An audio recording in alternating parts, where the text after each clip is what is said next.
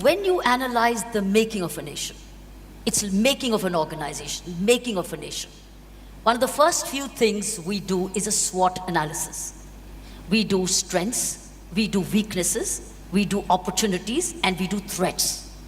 Any making of an organization or a nation, I thought, let me put across to you, what is the SWOT analysis of making of a nation, let's say Bharat, India? What are the strengths of India? What are the weaknesses of India? What are the opportunities we have? And what are the threats we need to? Let's first look at the strengths of India. I would bring it down further to an individual. What is needed to build a successful individual? The same things are needed to build a successful nation. Right. It's not any different. Yes.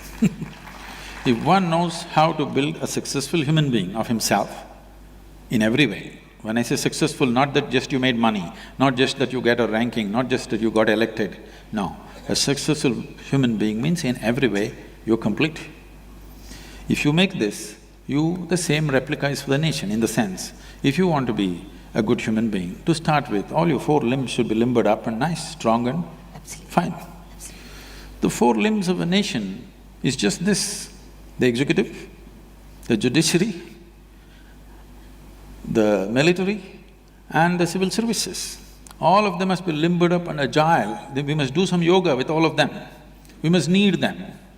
They've all become, if you can't fold your elbow is stuck here, your this thing stuck here, these are useless limbs. When you have pain in your limbs, you will wish you did not have those limbs, isn't it? That's what is happening right now. Absolutely. We wish we did not have them many times because they've become such a pain.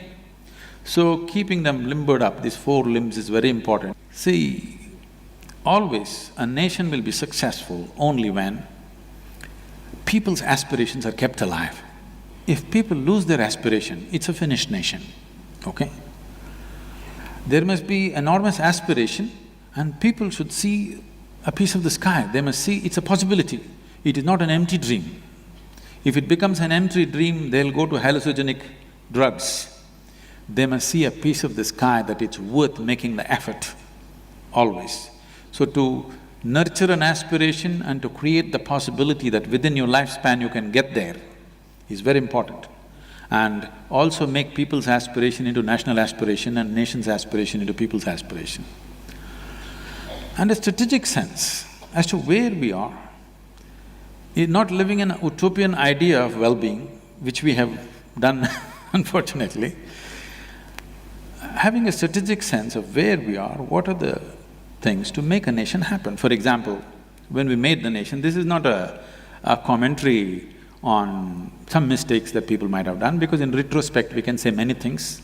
In those times, they did what I believe they did whatever they thought was best. For example, we have been trading with the rest of the world for over 10,000 years.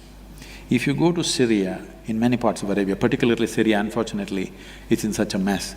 I wanted to do this Indian trading route, the Indian traders, how they travel, so I drove through Syrian desert by myself and we went.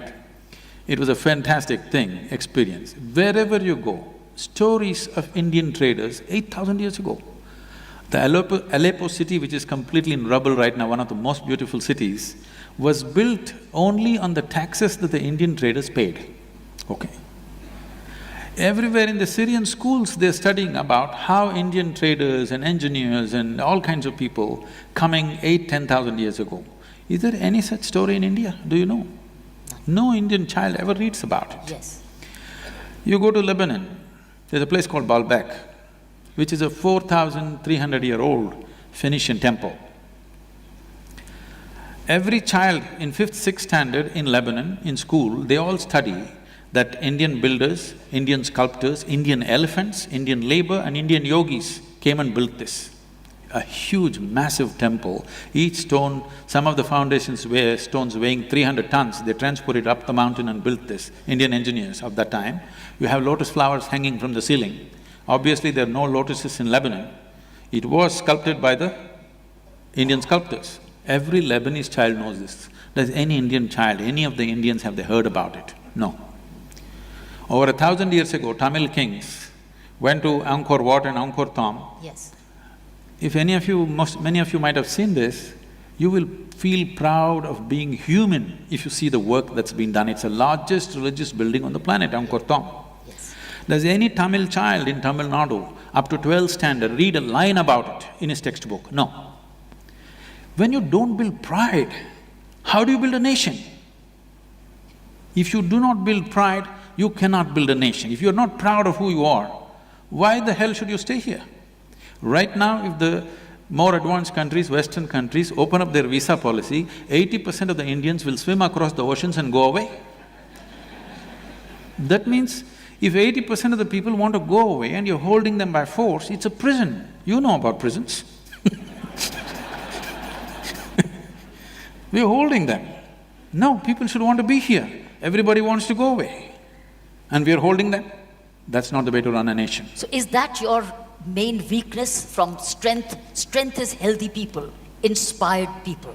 Yes. Is your weakness is It is a serious weakness in the country. Rootless people. You're talking about people who have no roots. They don't understand their roots, they don't understand their history. They don't understand their culture. It is not that… No, they're not rootless people, they're root. They know their roots, but they're little ashamed of their roots, they're hiding their roots, and they're all wearing denim pants just to hide their roots. They don't know their roots. Sadhguru, that's a fact, they don't know their roots. They may not… No, in our schools which we run, many of the 9th standard, 10th standard coming from different kinds of schools, primarily government-funded schools. First thing which one of my teacher said, can you write on an essay on Mahatma Gandhi? Sadhguru, you'd be shocked to hear, I'm talking only of Gandhiji. The essay said, and the question was, what's the name of the wife of Mahatma Gandhi? Do you know one of them wrote? Can you guess? I don't even want to mention the name. Don't tell me. So Sadhguru, you can go just now. What's wrong with her? So that's our weakness you're talking about. It's rootless.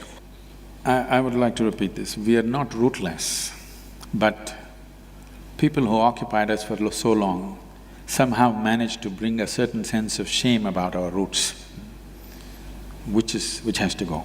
See, Mahatma Gandhi is a part of a movement which is not even history, which I would call it present, okay? It's just the back end of our present stage. He's not really history that way. He's still so close to us in time, I'm saying. Yes, of course. All I'm saying is, this is… picking up names, that is different, but everybody knows Mahatma Gandhi's face and everybody knows he was important for our nation, that much even a village child knows it, which is, I feel, all right. But I'm talking about a much deeper thing, that is, as a land, as a people, what are we good at? Have we been good at something? No. We've been only occupied for 1,000 years, we've been looted, we've been raped, we've been robbed. This is all we've done. We've done nothing that's worthwhile. That's not good. We have to educate our children to show that we have done tremendous things. Just 250 years ago, we were the largest economy. Whole of Europe was thirsting to come to India. And even, wherever they went, they called people Indians, whether they went to North America or wherever, because they were all aspiring to come to this place, because it was the wealthiest nation, it was the most knowledgeable country, it was the best place to be. Everybody wanted to be here. Who teaches them? Who teaches these youngsters? These things have not been taught, because our history has been written by… Who's at fault? Because our books are written by the English, okay? The history is written like this to dominate you. No, but it's NCERT. It's no more English writers, it's Indian writers. You bring yoga in… But your brains are in Greenwich Mean Time. You ask anybody I see on the news channels, among the ministers, everybody talking, okay, I was in Cambridge in this year, where were you? I was in Oxford. Only now I'm seeing people who studied locally seem to be somewhere. You will see, this is the pride. Okay, I went to Cambridge, where did you go? Oh, I was in Oxford. Okay? Recently, I will tell you how it is. I was in Hyderabad, a journalist wants to interview me, and she's telling me a piece of information. It seems the Sheffield University in UK made a study on the vibrations of the sun, and they measured these vibrations. They're exactly the same vibrations which will happen when you utter the sound Am. She said, Sadhguru, you must say this. I said, I will not say this. I am not going to say this. I have been telling you for 30 years. Many yogis and mystics have been telling you for thousands of years, and it's not valuable. Sheffield University tells you it's valuable, I am not going to… I don't need authentication. It works for me. You just look at me, it's worked 100%, okay? It's worked. Everything that we do, and the sciences of this nation, the essential aspect of what the Sanskriti is, has worked brilliantly well for us for thousands of years, and we know it works, we don't need any authentication. But right now we have created a world, unless it's authenticated by the West, even the yoga that you're doing here is only reborn from the American coast.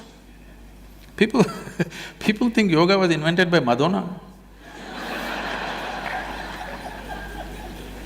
I recall in the prison assignment, when I brought in yoga as a part of the day's regime, many persons of certain communities or certain people didn't want to do it. They thought it is linked with a particular faith. Till their own teachers came and explained to them that this is for your larger good, it's mind, body, soul in harmony. How do you dispel this? See, this is what I want to tell you. For thousands of years, we've been the biggest traders, okay, from this country. The largest exports were from India for almost many thousands of years. Nobody ever thought of exporting in such large quantities. So both with goods and gods, we've been very good, okay? We can export both, we don't have to import either.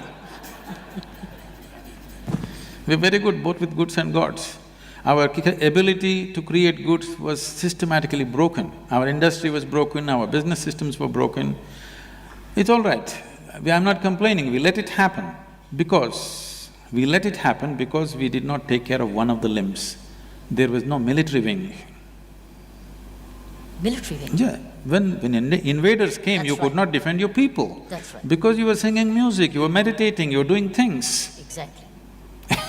Yes. Nice, you were in mathematics, you were in astronomy, you were all this. You're not united either. You're not united. There were so many, they were fighting each other. That is also there. But I'm saying essentially you didn't have the martial Yes. power Yes. to defend yourself. Correct.